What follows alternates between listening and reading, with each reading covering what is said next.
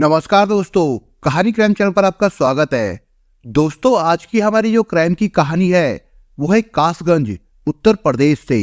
तो चलिए दोस्तों, शुरू करते हैं क्राइम की इस सच्ची कहानी को। वेदराम बेहद सीधा साधा और मेहनती युवक था।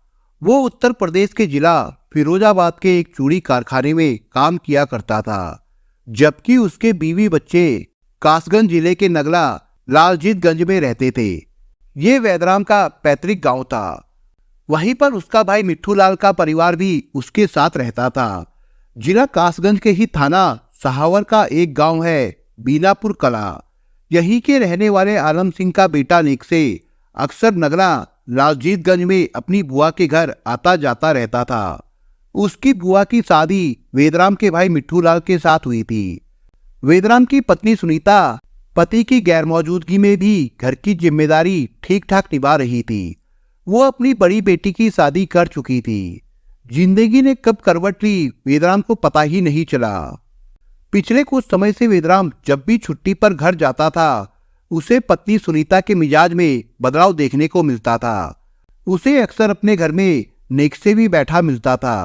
नेक्से हालांकि उसके भाई मिट्ठू लाल की पत्नी का भतीजा था, फिर भी वो यही सोच रहा था कि आखिर ये उसके घर में क्यों डेरा डाले रहता है। उसने एक दो बार नेक्से को टोका भी कि बुआ के घर पे पड़े रहने से अच्छा है वो कोई कामकाज देखे। सुनीता ने भी नेक्से पर कोई ज्यादा ध्यान नहीं दिया था, लेकिन वो जब भी आता था वो उसकी खूब मेहमान नवाजी करती थी। नेक्से के मन में क्या था ये सुनीता को पता नहीं था। एक दिन नेक्से दोपहर में उसके घर आया और चारपाई पर बैठकर इधर उधर की बातें करने लगा। अचानक वो उसके पास आकर बोला, बुआ तुम जानती हो कि तुम कितनी सुंदर हो। नेक्से की इस बात पर पहले तो सुनीता चौंकी, उसके बाद हंसते हुए बोली, मजाक अच्छा कर लेते हो।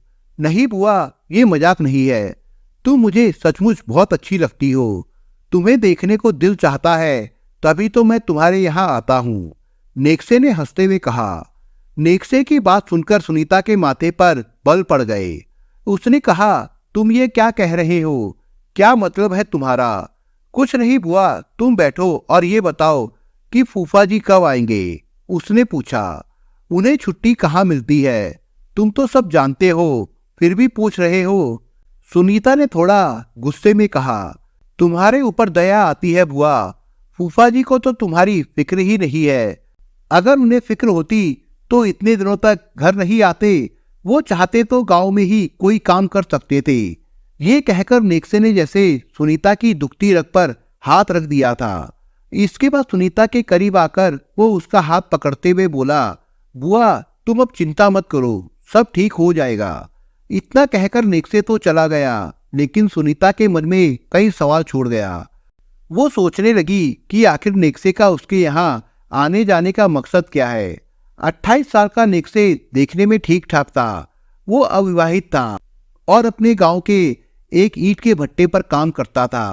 तनख्वाह तो ज्यादा नहीं थी, पर वहां से उसे अच्छी कमाई हो जाती थी। बुआ के यहाँ आते आते उसका दिल बुआ की देवरानी सुनीता पर आ गया था। सुनीता पति की दूरी से बहुत परेशान थी। इसी का बहाना बनाकर उसने उसके दिल में जगह बनानी शुरू कर दी थी। रिश्ते की नजदीकियां रास्ते में बाधक थी। नेक्से को इस बात का भी डर लग रहा था कि अगर सुनीता को बुरा लग गया तो परिवार में तूफान आ जाएगा।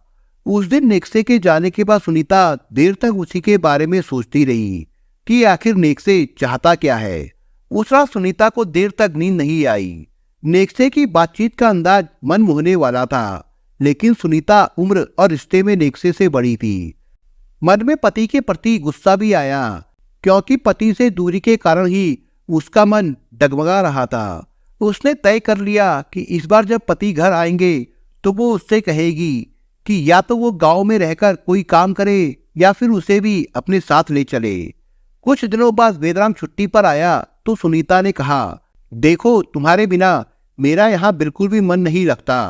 या तो तुम यही कोई काम कर लो या फिर मैं भी बच्चों को साथ लेकर तुम्हारे साथ फिरोजाबाद चलकर रहूंगी।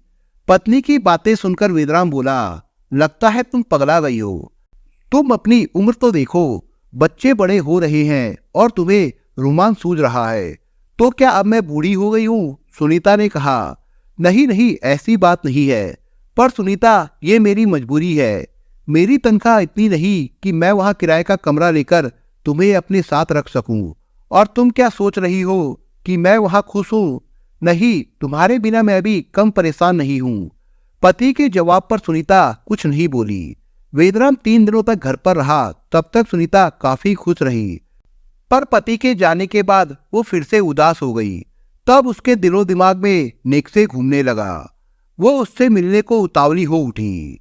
इतना ही नहीं, वो अपनी जेठानी के घर जाकर बोली, दीदी नेक्से आया नहीं क्या? जेठानी ने कहा, आया तो था, पर जल्दी में था।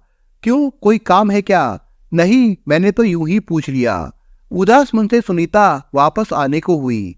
तभी जेठानी ने कहा, शायद वो कल आएगा। जेठानी की बात सुनकर सुनीता का दिल बल्लियां उछालने लगा। उसे लग रहा था कि नेक्से उससे नाराज है, तभी तो वो उसके घर नहीं आया। अगले दिन अचानक उसके दरवाजे पर दस्तक हुई। उसने दरवाजा खोला तो सामने नेक्से खड़ा था। तुम? उसे देखकर सुनीता हैरानी से बोली, हाँ मैं ही हूँ बुआ, लेकिन तुम मुझे देखकर इतना हैरान क्यों हो? बड़ी बुआ ने बताया कि तुम मुझे याद कर रही थी, सो मैं आ गया। अब बताओ क्या कहना है? नेक्से ने घर में दाखिल होते हुए कहा। सुनीता ने मुख्य द्वार बंद किया और अंदर आकर नेक्से से बातें करने लगी। कुछ देर में सुनीता 2 गिलासों में चाय लेकर आई तो नेक्से ने पूछा, फूफा आए थे क्या? हाँ आए तो थे, लेकिन 3 दिन रहकर चले गए, सुनीता बेमन से बोली। नेक्से को लगा कि वो फूफा से खुश नहीं है। उसने मौके का फायदा उठाते हुए कहा, बुआ मैं कुछ कहना चाहता हूँ, पर डर लगता है कि कहीं तुम बुरा ना मान जाओ। नहीं, तुम बताओ क्या बात है? बुआ सच तो ये है कि तुम मुझे बहुत अच्छी लगती हो और मैं तुमसे प्यार करने लगा हूँ। नेक्से ने एक ही झटके में मन की बात कह दी। नेक्से की बात पर सुनीता भड़क उठी। क्या मतलब है तुम्हारा? और हाँ, प्यार का मतलब जानते हो? अपनी और मेरी उम्र में फर्क देखा है? मैं रिश्ते में तुम्हारी बुआ लगती हूँ। हाँ, लेकिन इस दिल का क्या करूँ जो तुम पर आ गया है। अब तो दिलो दिमाग पर हमेशा तुम ही छाई रहती हो, नेक्से ने कहा। लगता है तुम पागल हो गए हो। जरा सोचो, अगर घर वालों को ये सब पता चल गया तो मेरा क्या हाल होगा, सुनीता ने कहा। नेक्से चारपाई से उठा और सुनीता के पास जाकर उसके गले में बाहें डाल दी। सुनीता ने इसका कोई विरोध नहीं किया। इससे नेक्से की हिम्मत बढ़ गई।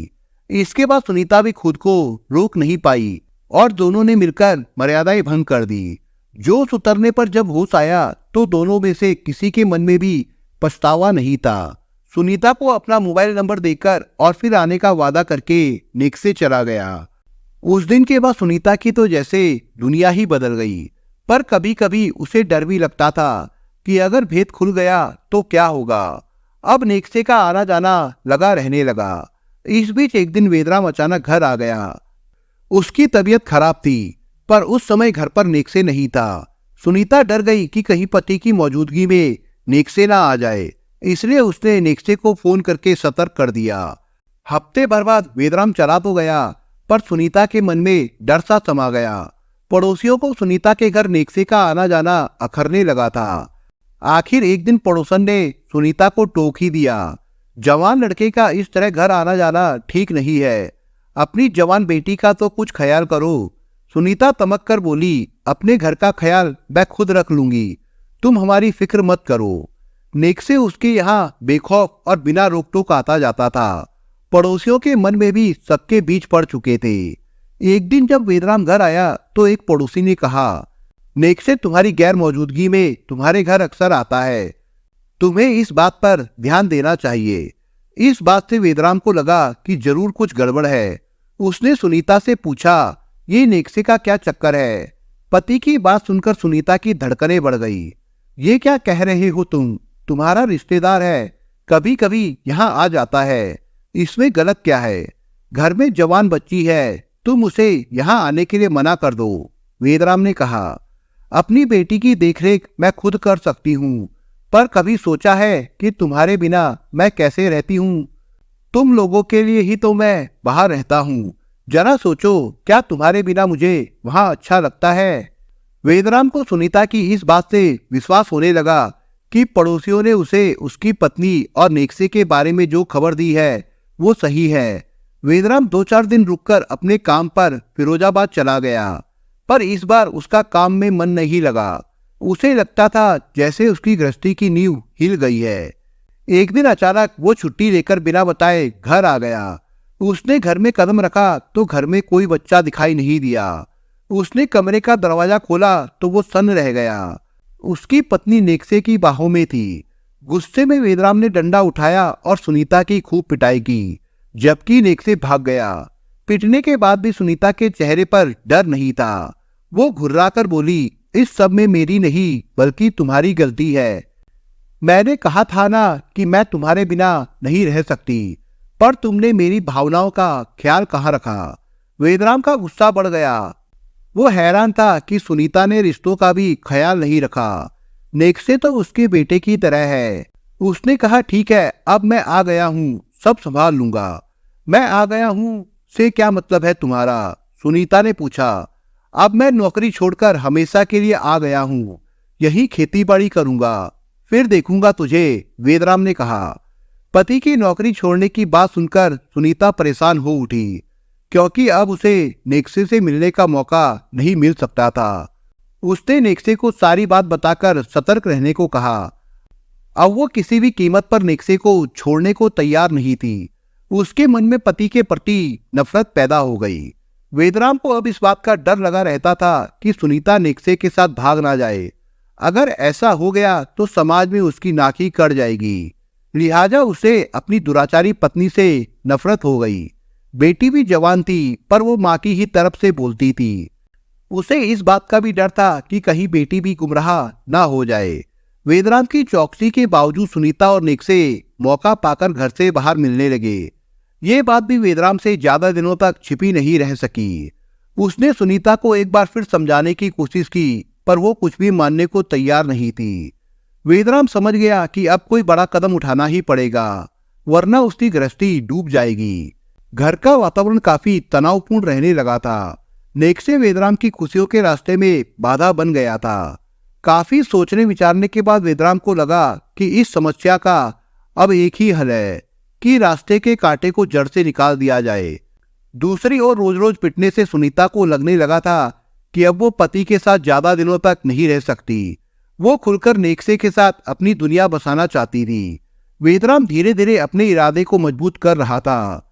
बेशक ये काम उसके लिए कठिन था, पर एक ओर चरित्रहीन पत्नी थी तो दूसरी ओर बेलगाम भतीजा। दोनों उसके गुस्से को हवा दे रहे थे। योजना के अनुसार वेदराम उसी ईंट भट्टे पर काम करने लगा जहां नेक्से काम करता था। वेदराम जानता था कि नेक्से रात में भट्टे पर ही सोता है। उसे लगा कि वो वहीं पर अपना काम आसानी से कर सकता है। वो भी भट्टे पर ही सोने लगा और मौके की तलाश में लग गया।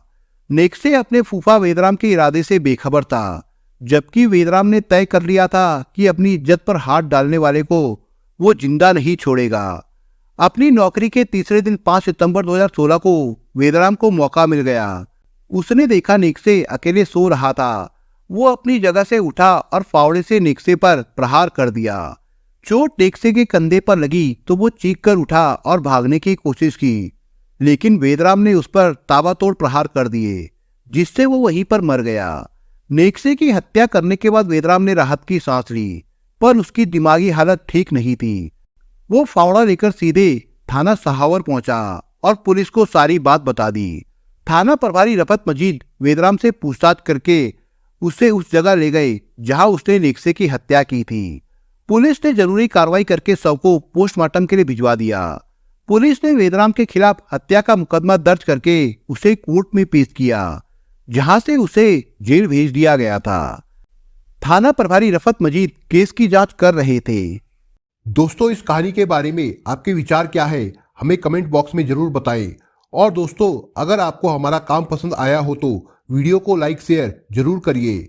और अगर आपने अभी तक चैनल को सब्सक्राइब नहीं किया हो तो जाने से पहले चैनल को सब्सक्राइब जरूर करिए दोस्तों। धन्यवाद।